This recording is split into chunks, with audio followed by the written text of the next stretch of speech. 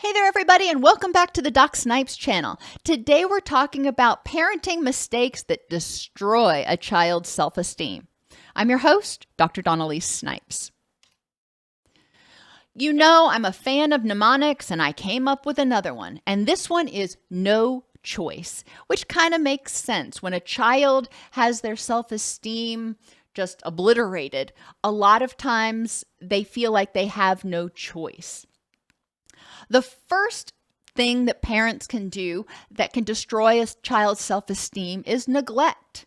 If the parent fails to provide emotional support or physical support, the child may start feeling like, hey, I'm not even worth my parents' time. I'm not even worth my caregiver's time.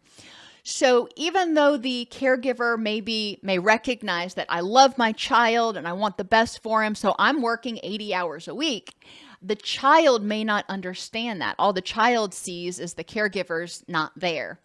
Or when they are upset, if the caregiver is too overwhelmed with their own stuff to be able to be emotionally supportive, that emotional neglect, again, the child perceives that as my caregiver doesn't care about me. I'm not worth being the attention. I'm not worth caring about. And they're just going to focus on their stuff.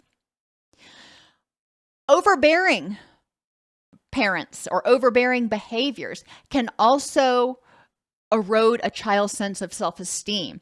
If caregivers are constantly telling children, this is what you need to do, this is what you will do, you're going to take these lessons, you're going to grow up. If a caregiver is living vicariously through their child, trying to, quote, do it right this time, that is extremely damaging because it violates the child's boundaries and tells the child what to think, feel, and do, instead of allowing the child to say, this is what I think, this is what I feel, and this is what I want to do.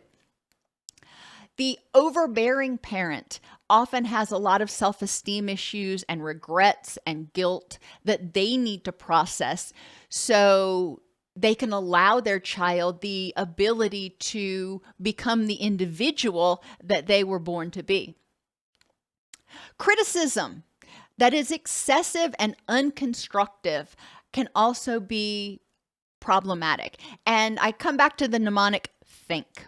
Truthful, helpful, inspirational, necessary, and kind.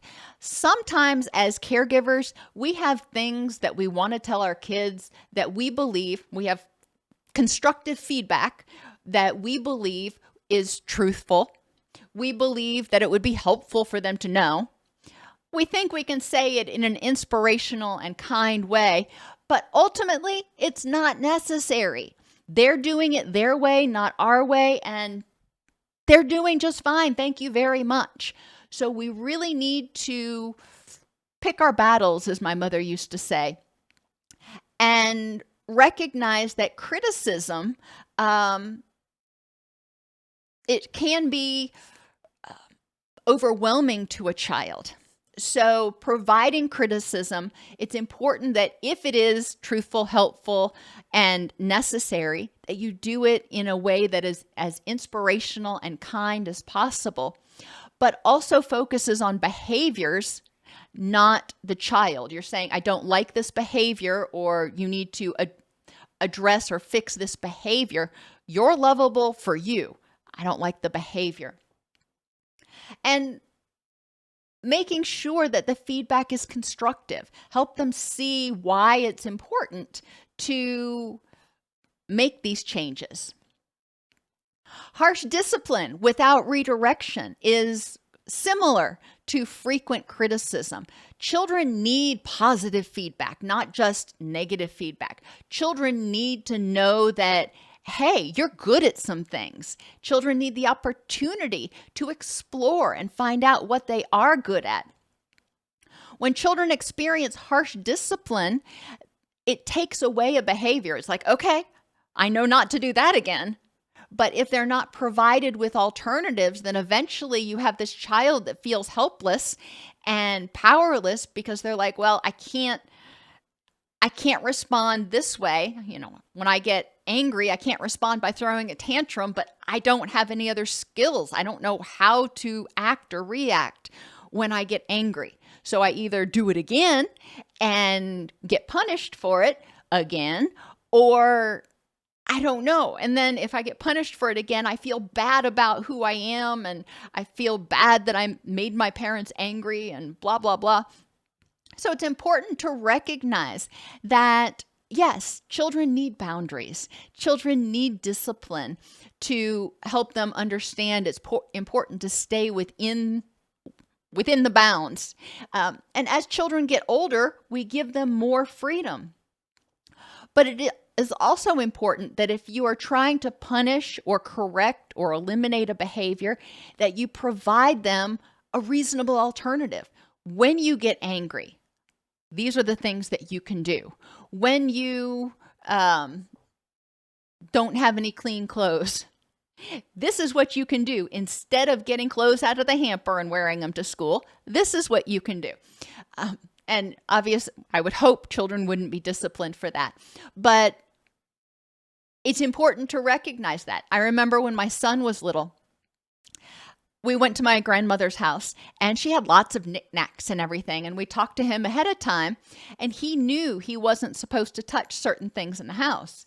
And he went into my grandmother's house, and we weren't there very long before he walks over to the television, which he wasn't supposed to touch.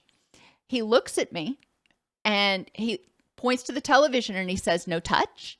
And I said, "Yes, no touch." He touches it anyway. And I was like, "No touch." And he says, "Time out." And I said, "Yep, time out." And he toddled over and, took his time out. For him, he needed to see if the rules still applied. He wasn't afraid to ask, to explore. And when he would get put in timeout, or they'd lose privileges or something, that was the punishment. But then we would also talk about, in the future, what could you do differently so you don't encounter punishment? Parents who are overprotective, and I know that sounds weird, but being overprotective can actually thwart a child's self-esteem too, because it says, "I don't think you're capable of dressing yourself. I don't think you're capable of making good decisions. I don't think you're capable of doing this. I don't think you're capable of handling rejection or unpleasantness. So I am going to make sure that I hover over you and guard you at all costs." Now, if you're talking about an infant, of course. But when you're talking about a 5-year-old or a 15-year-old, and you're still hovering over them as if they were a helpless infant, it often communicates to them that they are incompetent and incapable, and they start feeling like the world is really scary. Inattentive caregivers. Now, we talked about not being there for emotional support or neglecting to meet the child's emotional or physical needs. But when I'm talking about inattentiveness, I'm talking about failing to provide positive attention, spending quality time with the child, letting them know that, hey, you are worth my time. I enjoy spending time with you. Being attentive and trying to ask them questions about what they like and what they want to do and getting their input, empowering them to communicate. Comparisons can also be very damning to children. When you are comparing them to yourself. When I was your age, I had to do all these things, and why aren't you doing them? Or when I was your age, I could do calculus. Why can't you? The child may start to feel bad about themselves, comparing them to other students, comparing them to siblings, can be very damaging. And so it's important, if you're going to compare them to themselves. And I encourage people to do this in counseling all the time, even as adults. Compare yourself to who you were yesterday. Try to be a little bit better, a little bit stronger than you were yesterday. And that gives you something to work from. But Comparing yourself to other people is not fair because you don't know what their story and what their resources are. And comparing children to other kids is also not fair because each child, each person has their own individual talents. And instead of saying you should be like this person, turning the conversation and saying, how can I help you be the best version of you that you can be? And finally, expectations that are unrealistic. And caregivers may be doing this out of true belief in the child and love and wanting to encourage the child, saying, you can learn how to play football and you can be the quarterback of a pro football team one day. And I'm going to support you in doing all this. And the kid may even want to do that. Okay. But holding these expectations that they are going to be perfect, that they're going to make varsity their freshman year, that they're going to do all these things. And if they don't achieve your expectations, they feel disappointed in themselves. They feel like they let you down. And it's important, again, to separate their lovability as a human from their behaviors. Yeah, it may be disappointing that they didn't make varsity their freshman year, but was that even a realistic expectation? So it's important that we also temper what we think as grown-ups. Things that seem easy to us, like multitasking and getting things done, may seem overwhelming to children who don't have the same cognitive abilities, who don't have the same experience doing things. Because we know as we do things over and over again, it gets easier.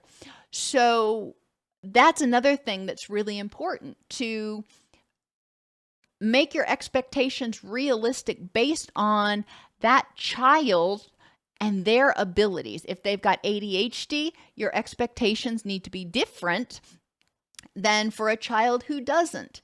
It doesn't mean that a child with ADHD is any less smart or any less capable or anything else, but your expectations about their ability to manage their attention in really overwhelming situations needs to be realistic for that child, and help them set realistic expectations for themselves so they don't constantly feel like they're failing.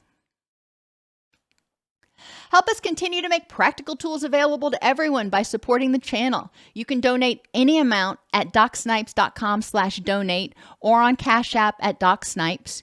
You can purchase a super thanks for any video you particularly like, or you can join the channel at DocSnipes.com/join. Children need to feel like they're loved, liked, and capable. Neglect and abuse can lead to difficulties in self-regulation and cause a child to feel ashamed and powerless. Constructive feedback, acknowledging successes, providing positive attention, respecting boundaries, using positive discipline and redirection, and providing support and encouragement are all essential parenting tools to raising a child that has a good self-esteem.